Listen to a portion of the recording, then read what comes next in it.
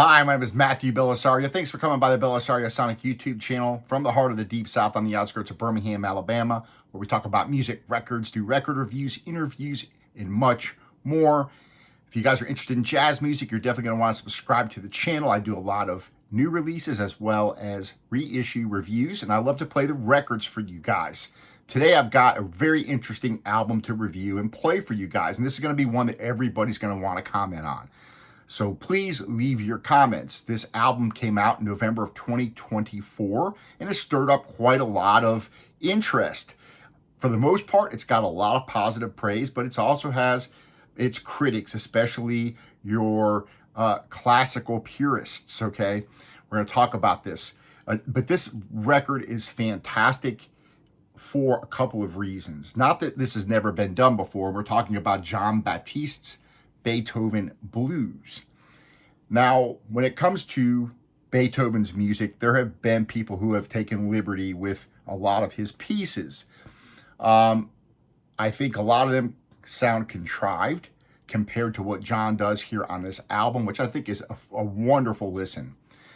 But there's a lot of different reasons that makes this record interesting from a classical perspective, from a jazz perspective or blues perspective, but just from a pure listening enjoyment perspective as well. There's a lot of different ways to look at this record. So this record came out in November of 2024, and he put out the record available as autographed editions first, and then this has become available here recently.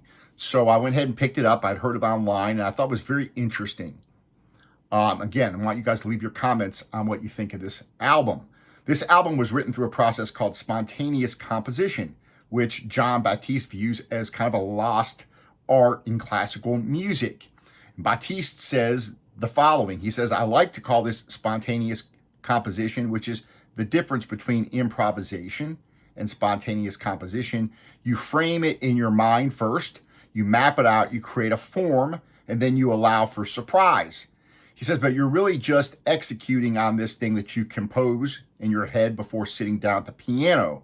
And it can be different every time. So this has a bit of a structure that's on the album, but every time he says he plays it, it's a bit different.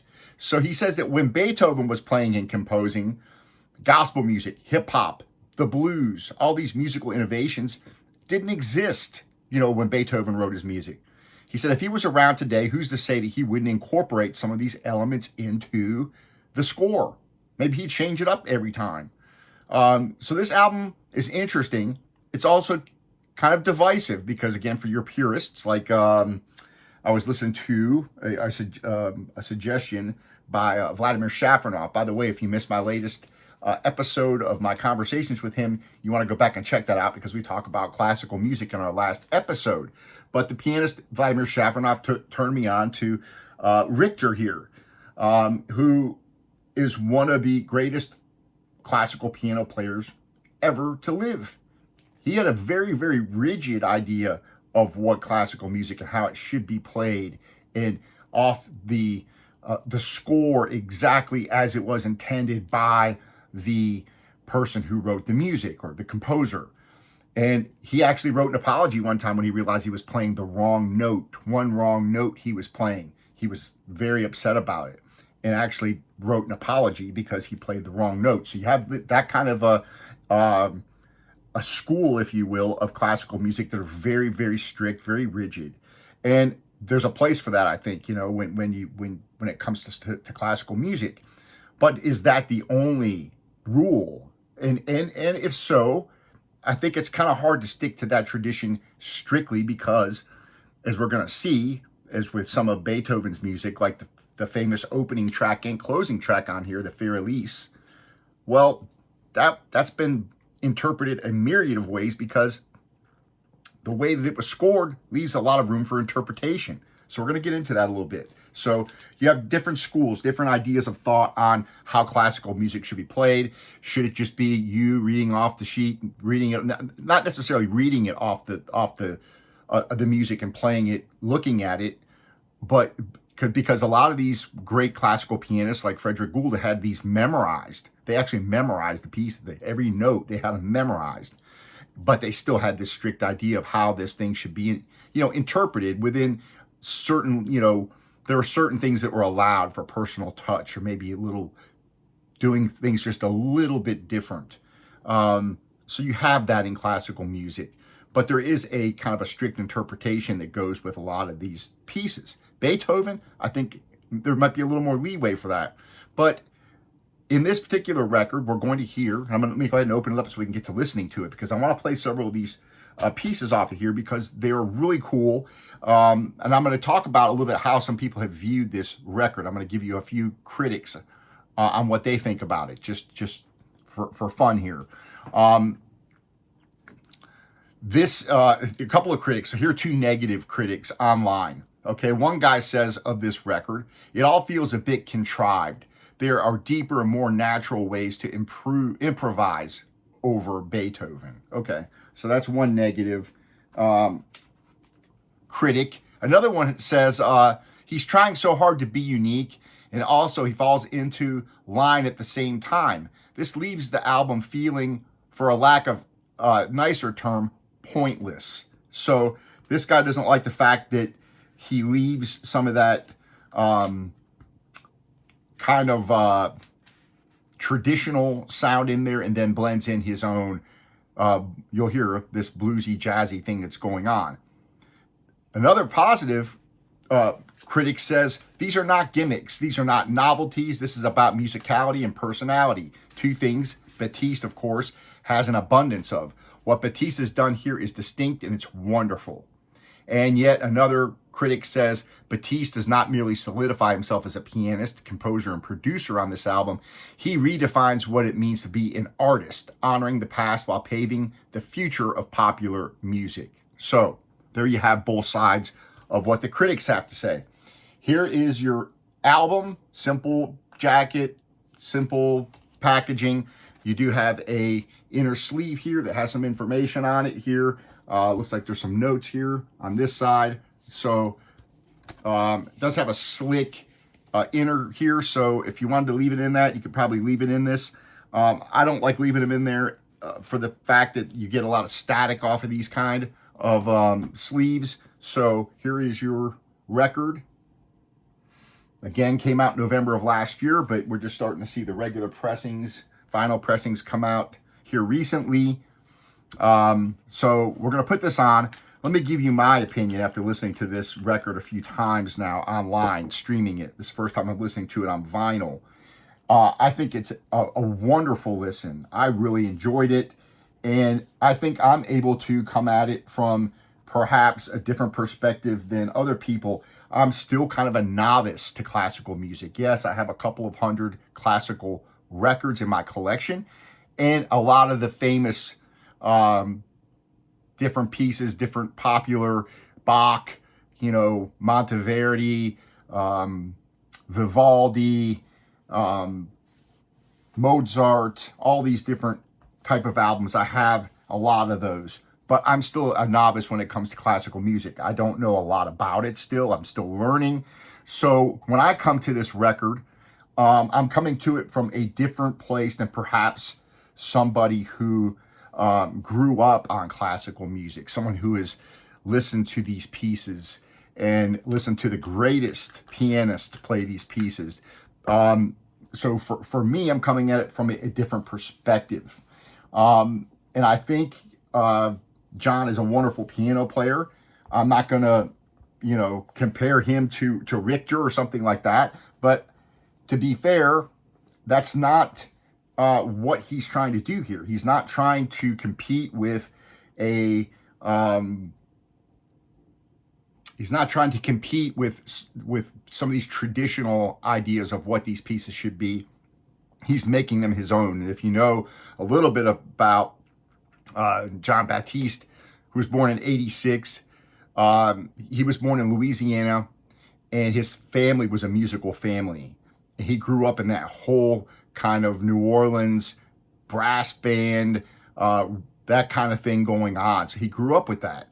I'll talk a little bit more about him as we go through the record, but he is taking kind of this idea, and he's a well-educated man as well. He's gone to Juilliard, where he had a Bachelor of Music and earned a Master's of Music in Jazz Studies, and he's played classical music. So he's a very, very well-schooled individual, but he also, to me, has just certain feel that he plays these tunes with, and it's very engaging. So without further ado, let me go ahead and play this. I know I've been talking quite a bit so far, so I apologize. But I think that this album is cool also because it does strike up conversation. This is one of those records you can put on, and everybody's going to have opinion about it. Everybody's going to sit back and they're going to talk about whether or not they like it, whether or not they think that he should even done the record.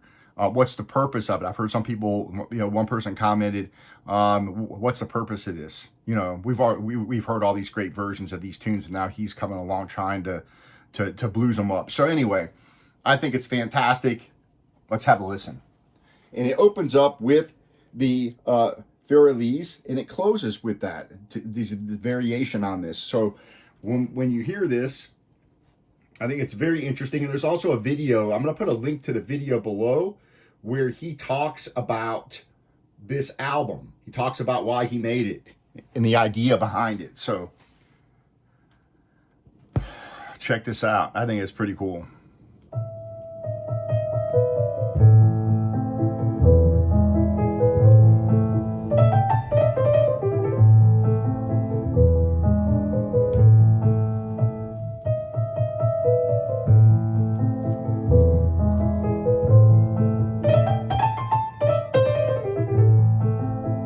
He also has a wonderful jazz record out. I'll talk about that in a minute.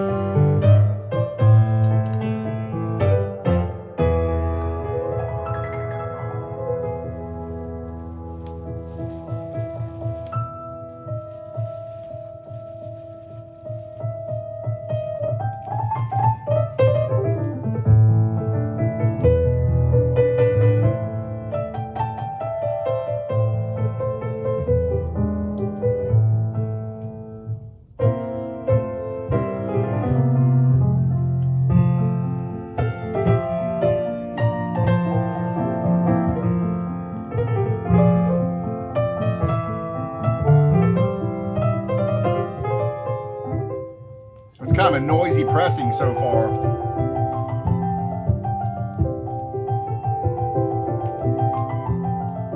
Which is kind of disappointing because you need a really good pressing for this.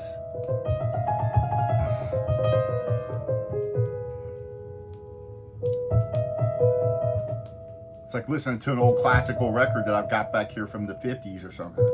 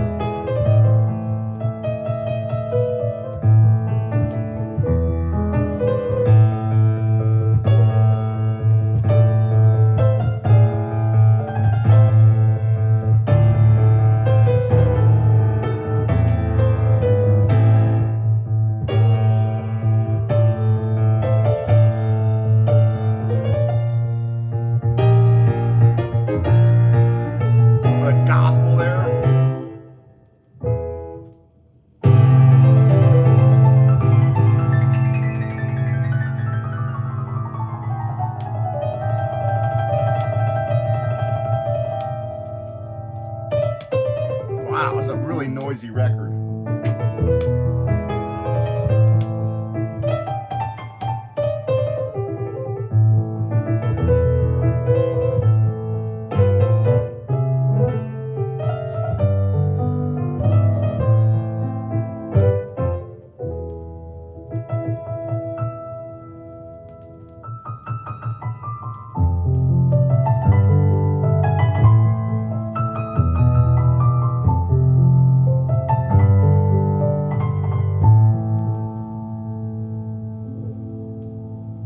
Beautiful. Beautiful. This next one's Symphony Number 5. Interesting, again.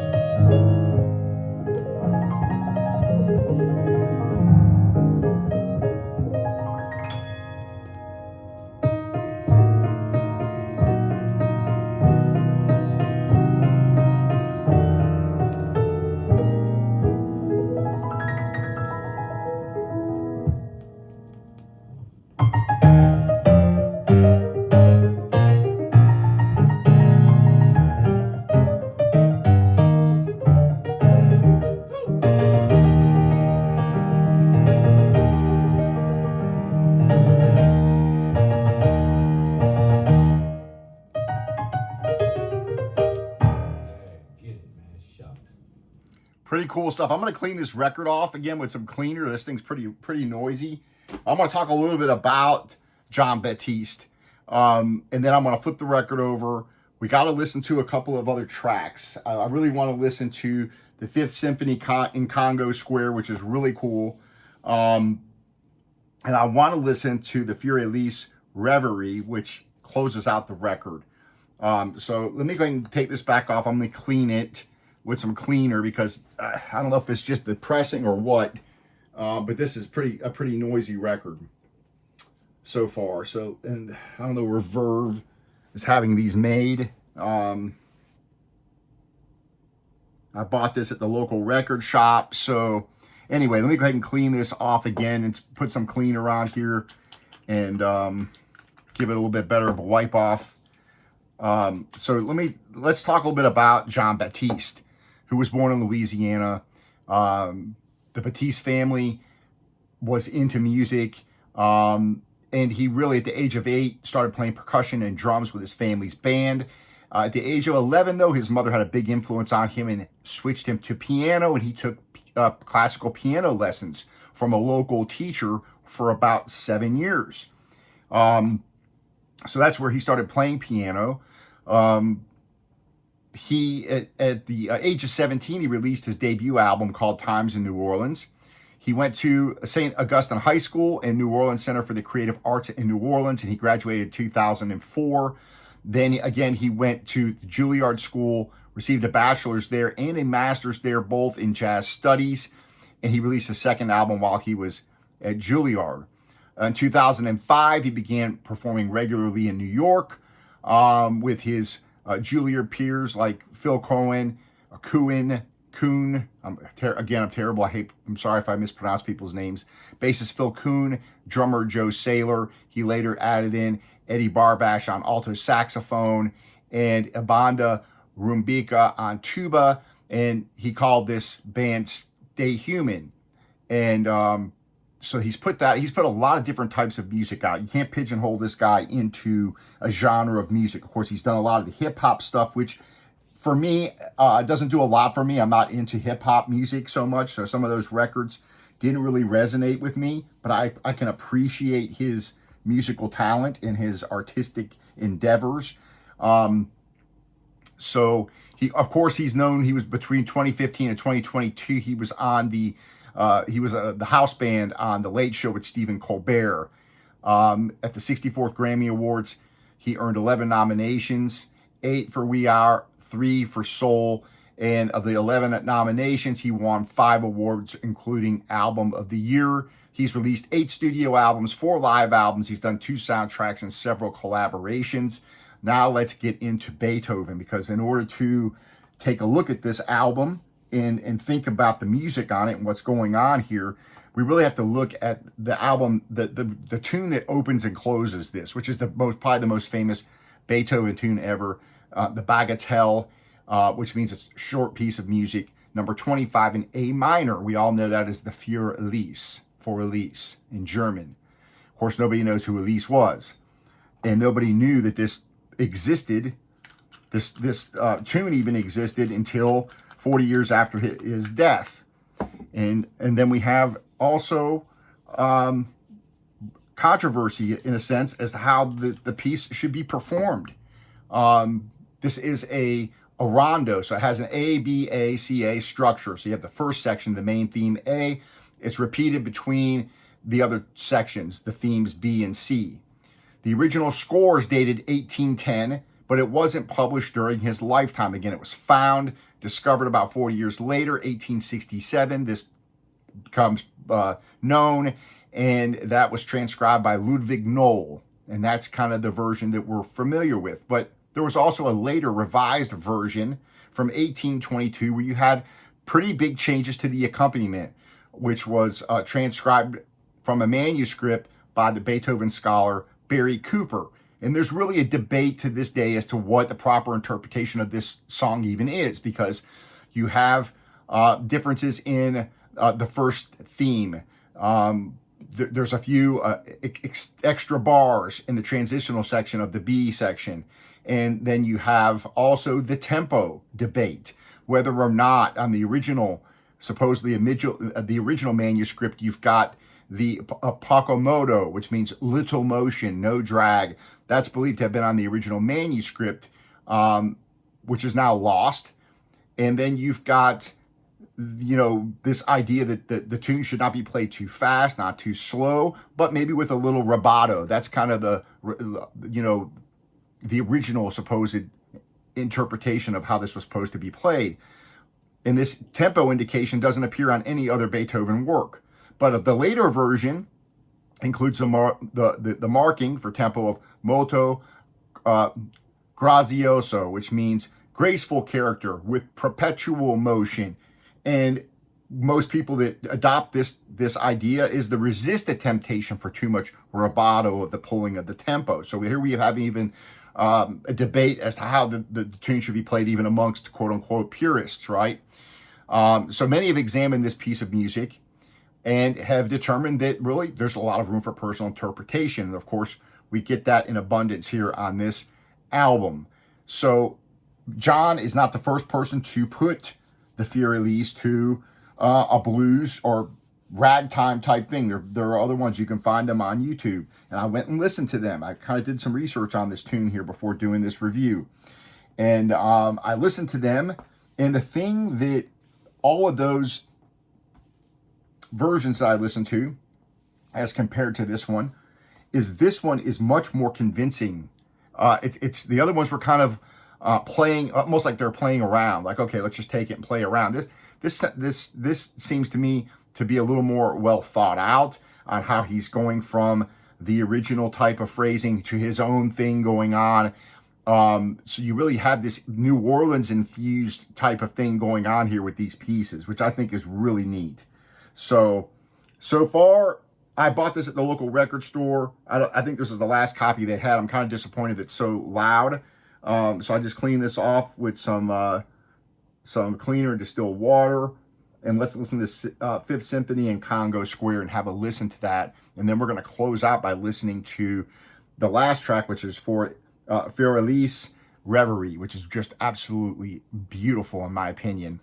And the way I try to think of this album is approach this album like you've never heard these before, in a sense. Sit down and don't expect anything when you see Für Elise and start thinking, oh, how does so-and-so play this? How did this pianist play this? And oh, this is so, they're not nearly as good. He's not nearly as good as they were. Well, take it from the musical aspect of how does this make me feel? Do I enjoy this? And I really do enjoy this record. So let's put this on and have a listen to this. Let's see if cleaning this had any effect on the pressing sound, because this is pretty noisy so far. I'm kind of disappointed in that. So here we go.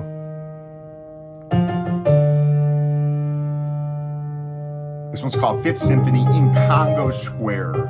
So you have another variation on the theme of Beethoven's Fifth.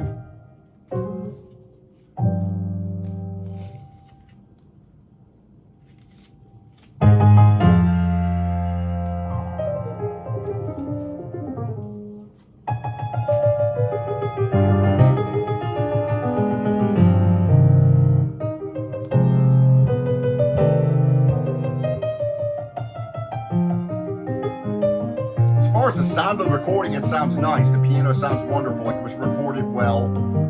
It's just the pressing's a little noisy.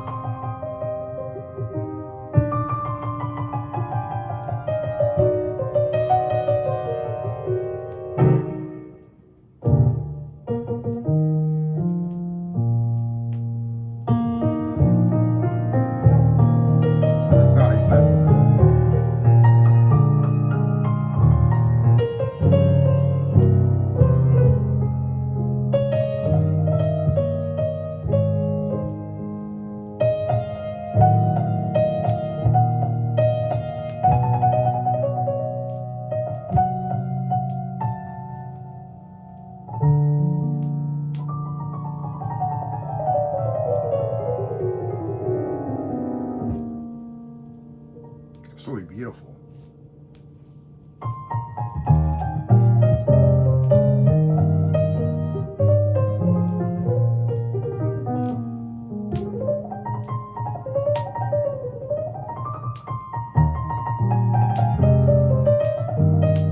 Yeah, I'll definitely see if I can get a replacement for this, because this is just a really crappy pressing.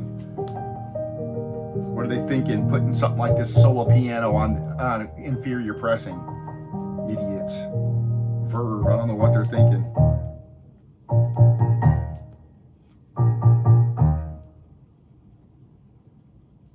Maybe I just got a dud. But it infuriates me when I get a quiet piano record and it's got a lot of noise on it. All right, so this is the Waldstein Wobble.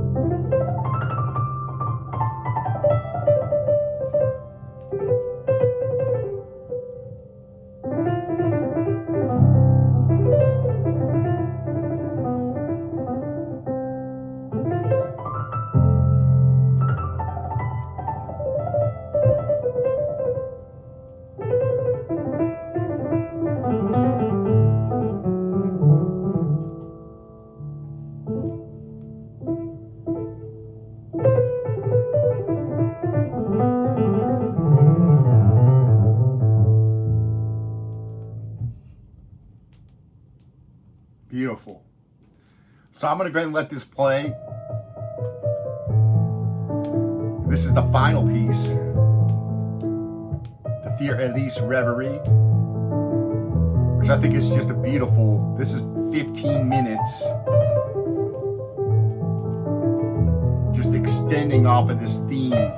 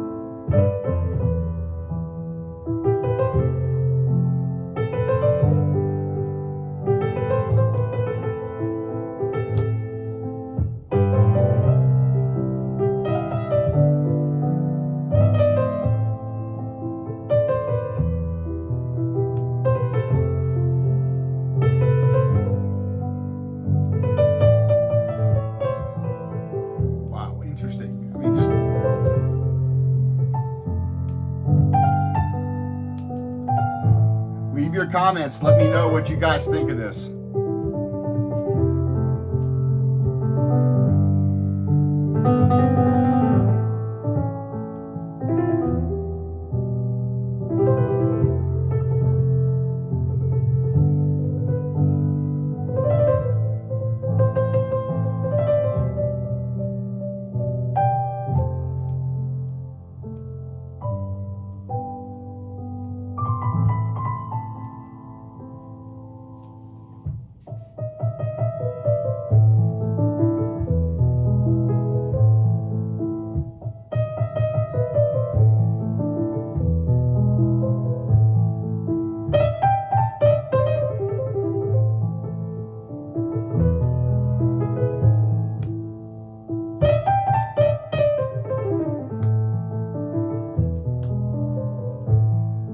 It's the worst pressing I think I've heard in a long time. This is pretty bad.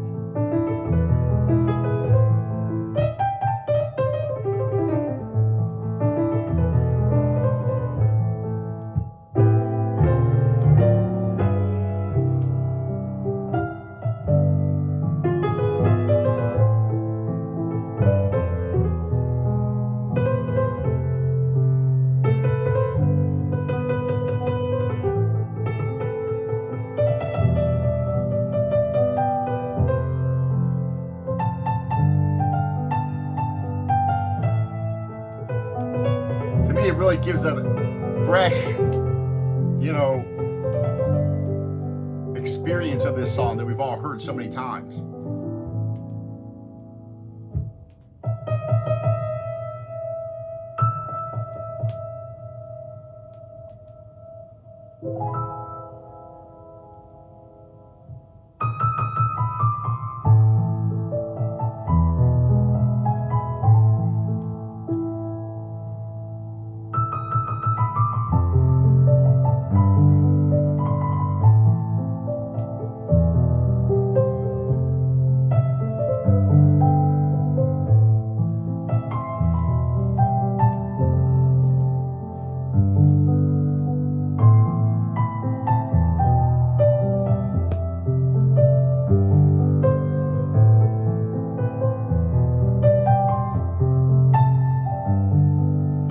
The idea that you could take this and play those blue notes, flatten the third or flatten the fifth or the set with whatever, maybe play the pentatonics, get the notes and give it a different feel, but you still recognize that the melody. So the song is still there that you've always heard, that melody, but it's almost its own kind of in a sense, a new composition, but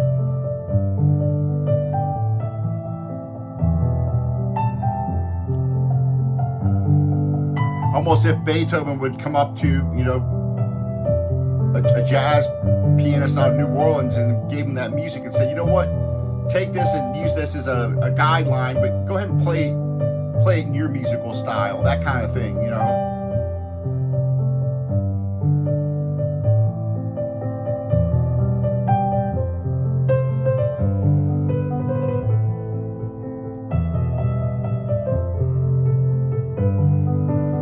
Leave your comments. Let me know what you guys think if you've heard this. Again, a link below will be to his video where he talks about this. He's interviewed about this record. And leave your comments. Let me know what you guys think. I think it's a great record. Beautiful listen. Really gets you thinking about musical phrasing, about different ways to play songs.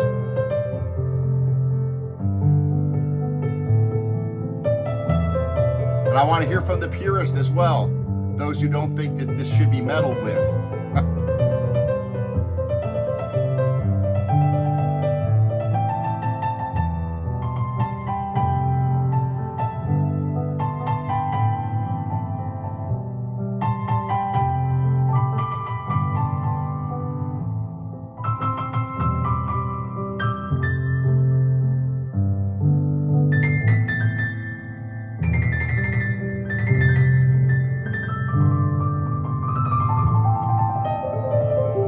Appreciate you guys hanging out with me, listening to this. It's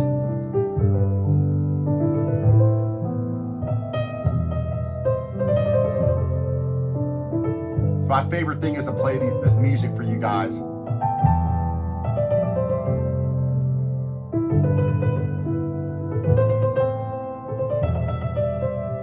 If it was a better pressing, I would be really happy.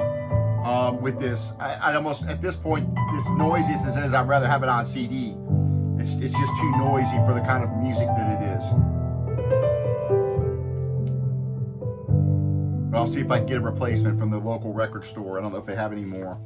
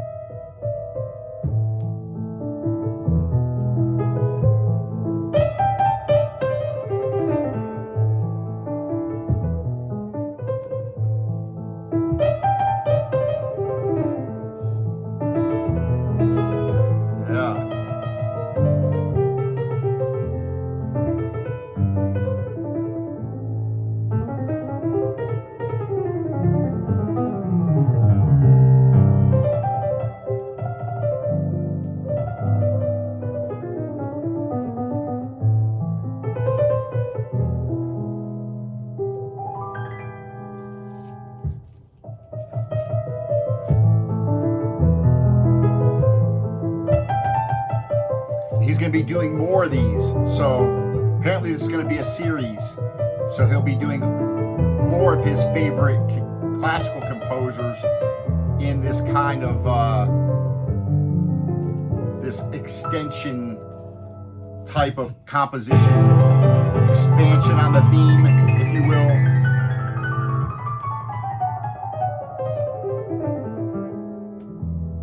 Reinterpretations, extensions, bluesifying, New Orleansifying.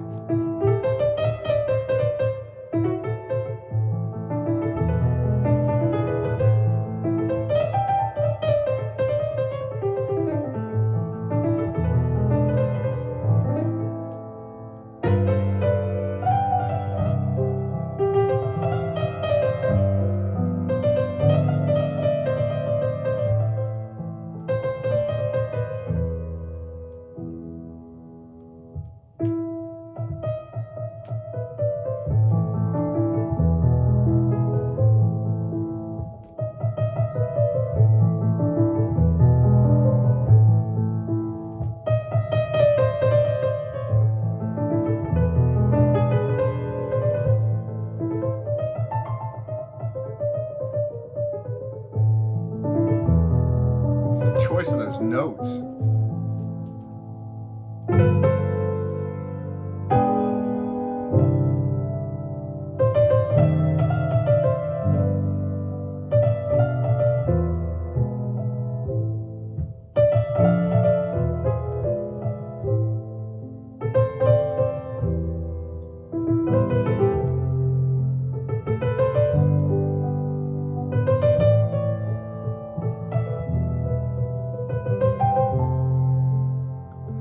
All right, folks, I appreciate you guys hanging out. I know this has been almost an hour, but I really wanted to spend time talking about this. I think this is a great record to have a conversation over.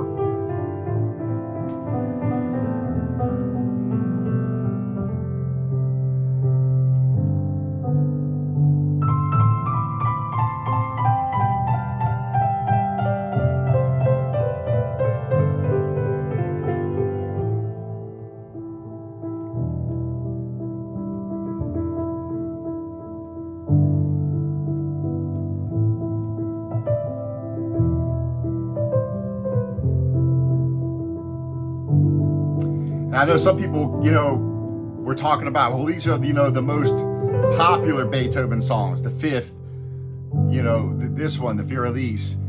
Why didn't he pick some other ones that are more obscure? Well, I think, in my opinion, having heard these so many times, the fact that you could sit here and listen to this different type of interpretation on this kind of makes it all the more special for me. So, the fact that we've heard the fifth so many times, the fact that we've heard Fiorelise so many times, Moonlight Sonata Blues is on here.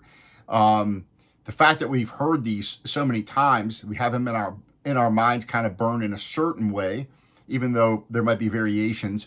But when you hear it played like this, it's like, oh, I didn't realize you could do that and make it sound authentic. Because again, I've listened to some of these other ones that were boogie woogie type ones, and they all sounded kind of, in a sense, comical, almost like they were just doing it to see if they could do it. Where here, to me, it sounds much more authentic. Like John sitting down, he has this the Fiorelise in his head, and then he kind of has an idea of maybe an arrangement that he has, but then he starts playing and kind of improvises and has those basic core elements of that melody down. But it's like, okay, I feel that this, flat this note here, put in that blue note here, maybe I'll play off this scale here, this pentatonic, or and then come back kind of.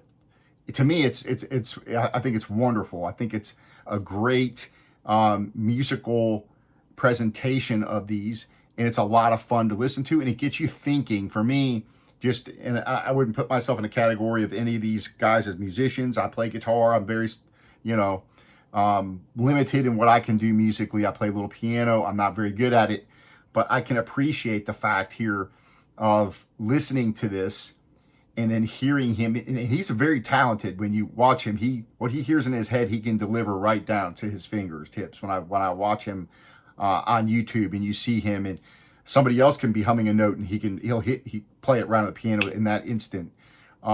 He's got a really good ear, and so when he's able to take that and transfer that down onto the piano with one of these kind of songs that we've all heard again thousands of times, and then you hear that bluesifying, that kind of touch that kind of grabs you and kind of speaks to you in just a little bit different way. So I really wonder what Beethoven would have thought had he heard this, had he given this music to Jon and said, you know what, I want to hear what you would do with this.